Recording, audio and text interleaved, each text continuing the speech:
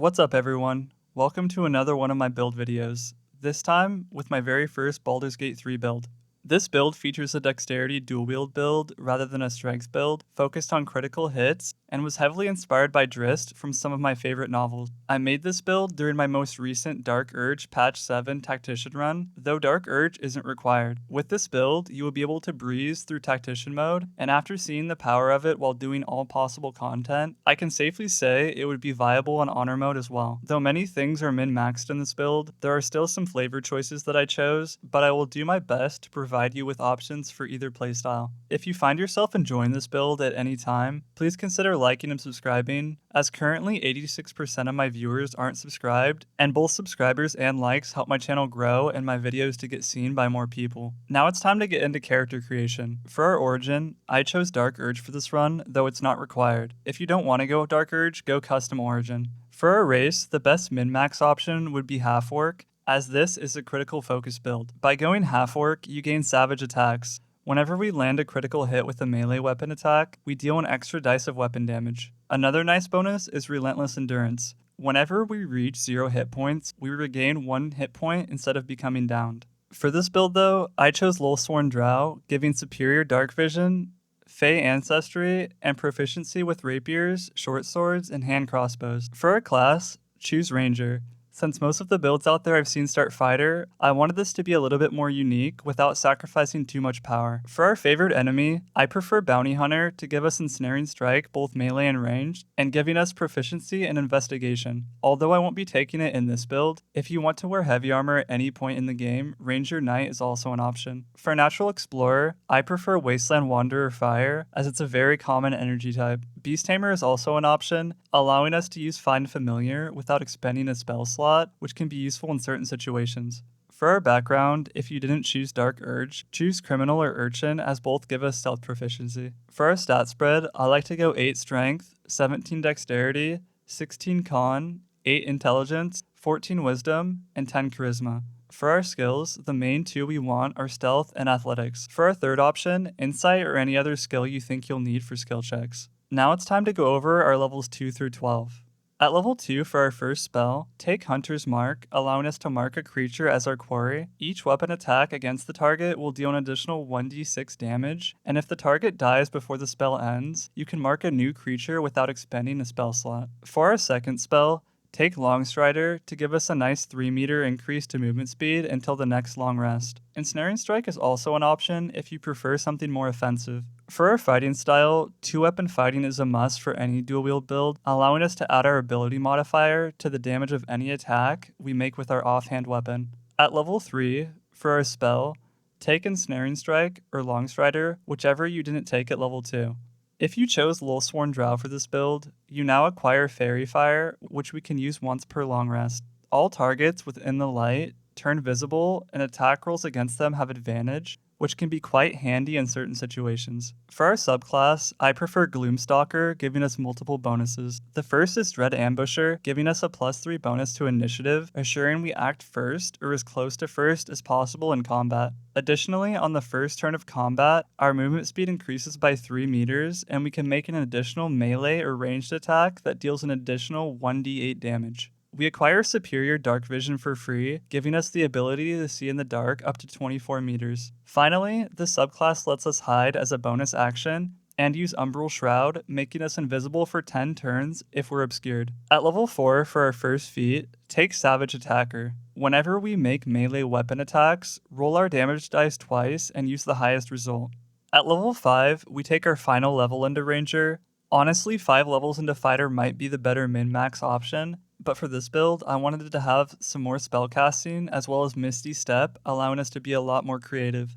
For class features, we gain 1 level 1 spell slot per long rest and 2 level 2 spells per long rest. We also gain an extra attack with our main hand weapon. For our spell, take Silence, allowing us to create a sphere where anything inside is unable to cast spells or do thunder damage. Pass Without a Trace is also an option if you prefer to be more stealthy, giving us and all nearby companions a +10 bonus to stealth checks. If you chose Lulsworn Drow for this build, you now acquire the very useful Darkness spell. This allows us to create a dark shroud that heavily obscures and blinds creatures within. Additionally, creatures cannot make ranged attacks into or out of it.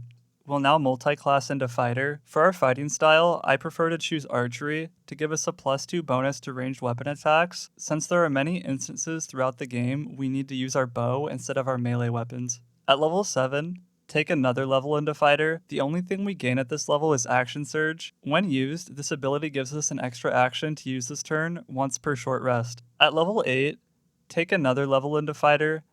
For our subclass, choose champion, as we're stacking critical hit chance with this build, and this reduces the number we need to roll a critical hit by 1. At level 9, take our final level into fighter. For our feat, take ability improvement and put both points into dexterity. This combined with Anti-Ethel's Hair will get us to 20 dexterity, and if we also get the +2 from Mirror of Loss, we can reach 22 dexterity. At level 10, it's time to multi-class into Rogue. For our skill proficiencies, again take Stealth and Athletics, as well as Acrobatics. We also gain Sneak Attack for both our melee and ranged attacks, granting them 1d6 additional weapon damage against foes we have advantage against. This also works if we have an ally within 1.5 meters or 5 feet of the target and we don't have disadvantage. At level 11, take another level into Rogue. The only thing we gain at this level is Dash and Disengage as bonus actions. At level 12, take our final level into Rogue. For our subclass, make sure to choose Thief to give us fast hands, which grants us additional bonus actions. We also gain second story work, giving us resistance to fall damage. I'm now going to go over the gear I use for this build. I will try to give options for each act, as well as best in slot pieces. For helmets, in Act 1, wear the Haste Helm to gain 3 turns of momentum at the start of combat for 3 turns. This gives us 1.5 meters or 5 feet increased movement speed per remaining duration of this effect. For Act 2, use Covert Cowl until we can acquire the Dark Justiciar helmet. This reduces the number needed to roll a critical hit while attacking by 1, stacking with other bonuses. Once we acquire the Dark Justiciar helmet, make sure to equip it instead, as not only does it give the same effect as Covert Cowl, it also gives a +1 bonus to saving throws against spells. For Act 3, use the Mask of Soul Perception until we can acquire Saravok's Horned Helmet, giving us a +2 bonus to attack rolls, initiative rolls, and perception checks. We also get Detect Thoughts cast as a level 2 spell once per short rest. Later in Act 3, make sure to use Saravok's Horned Helmet, which can be obtained whether we're doing a good, evil, or dark urge playthrough. This gives us dark vision up to a range of 3 meters or 10 feet, or 15 meters or 50 feet, since we already have dark vision. The number needed to roll a critical hit while attacking is reduced by 1, which stacks with other bonuses. We also gain Dauntless, making us immune to frightened and other emotion-altering conditions. For cloaks, in Act 1, the only option is the Deathstalker Mantle, exclusive to the Dark Urge origin. Once per turn, when we kill an enemy, we become invisible for 2 turns, quite a powerful effect. If you didn't go Dark Urge, you'll have to wait for Act 2, although there's not a ton of good options. Flesh Melter is decent, making any creature that deals melee damage against us take 1d4 acid damage. The Cloak of Protection is my preferred option, giving us a +1 to AC and a +1 to saving throws. For Act 3, the Shadeslayer Cloak is an option, reducing the number needed to roll a critical hit by 1 while hiding. Since this only works while hiding, I much prefer to go Cloak of Displacement. At the beginning of our turn, enemies have disadvantage on attack rolls against us. This effect lasts until we take damage. For armor, in Act 1, I prefer Spider Silk armor. This gives a +1 bonus to stealth checks and advantage on Constitution saving throws. Later in Act 1, Adamantine Scale Mail is a great option, although it will give us disadvantage on stealth checks. This reduces all damage by 1. Also, when a melee attack hits us, the attacker is sent reeling for 2 turns. Additionally, attacks can't land critical hits against us. For Act 2, I prefer 1T Scale Mail. This lets us add our entire dexterity modifier to the 15 base AC of the armor and gives us a +1 bonus to initiative rolls. Additionally, this armor doesn't impose disadvantage on stealth ability checks like most medium armor. For Act 3, the best options are Armor of Agility or Ballast Armor. For a more defensive option, wear the Armor of Agility. Just like the 1T Scale Mail, we can add our entire dexterity modifier to our AC, and our armor doesn't impose disadvantage on stealth ability checks. We also gain a very nice +2 to our saving throws.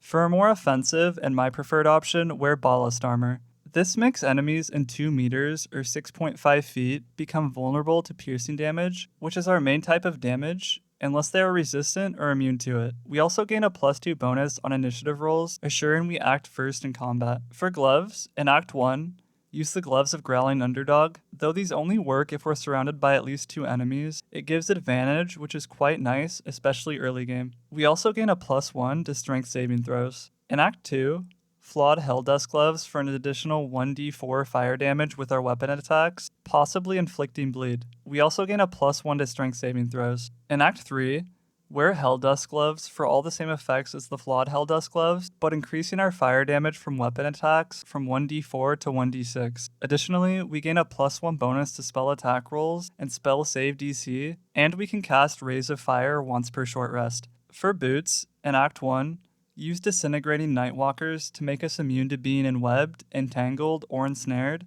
and slipping on grease or ice. We can also cast Misty Step once per short rest. I prefer to use these the entire game, as there aren't a whole lot of good options for this build. For amulets, in Act 1, use Broodmother's Revenge to grant us 1d6 poison damage whenever we are healed. In Act 2, Surgeon's Subjugation Amulet is an option, letting us paralyze a humanoid for 2 turns when landing a critical hit, once per long rest. I still prefer to use Broodmother's Revenge at this point, just wanted to give a nice alternative. For Act 3, if you want a more defensive option, which is what I prefer for this build, use the Amulet of Greater Health. This increases our Constitution to 23, making us much tankier and giving us advantage on Constitution saving throw checks. If you want more offense, keep sticking with Broodmother's Revenge. For rings, in Act 1, use Caustic Band, granting us 2 acid damage with weapon attacks. I prefer to run Strange Conduit Ring as our second ring for 1d4 psychic damage with weapon attacks while concentrating on a spell, which is quite easy to achieve. In Act 2, replace Strange Conduit Ring or Caustic Band with Risky Ring, giving us advantage on attack rolls and disadvantage on saving throws. Shadow Cloaked Ring is also an option if you don't want the penalty to saving throws, letting us deal 1d4 additional damage to lightly or heavily obscured creatures and creatures made of shadow. For Act 3, there's nothing of note to replace the current rings I already mentioned, so stick to a combination of those. For weapons, in Act 1, use any 2 finesse light weapons until you can get Knife of the Undermountain King. This reduces the number we need to roll a critical hit while attacking by 1, and when we roll 2 damage or less, re-roll the dice and take the highest result. Short Sword of First Blood is a great option to pair with Knife of the Undermountain King in Act 1, letting us deal additional 1d8 piercing damage to targets with full HP. Just make sure to wield this in your main hand. For Act 2, you can replace Short Sword of First Blood with Render of Mind and Body if you chose to use the Risky Ring.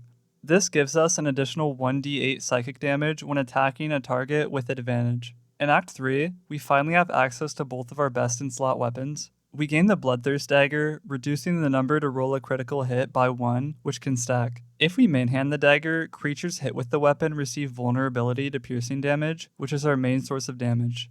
If we offhand the weapon, when a creature misses a melee attack against us, we may retaliate and gain True Strike. For our ranged weapons, in Acts 1 and 2, run the best longbow you can find, or dual wield the best hand crossbows. In Act 3, make sure to use the Deadshot, reducing the number we need to roll a critical hit by 1, stacking with many of our other bonuses. We also double our proficiency bonus when rolling ranged attacks with this weapon, unless they have disadvantage. For our consumables, early game, use Elixirs of Bloodlust, giving us 5 temporary hit points and an action once per turn when we kill an enemy until the next long rest. Late game, use Elixirs of Viciousness, since this is a critical focus build. This reduces the number we need to roll a critical hit when attacking by 1, stacking with many of our other bonuses. That wraps up the build. Thanks to everyone who made it this far. If you enjoyed the video at any time, please like and subscribe as it helps me a ton. Any build requests for Baldur's Gate 3, Pathfinder, or any other games would be great to see in the comments so I know what wants to be seen. As always, I would appreciate any constructive, positive, or negative feedback down in the comments. Anyway, thanks again for watching, I hope to see you in future videos, and have a great day.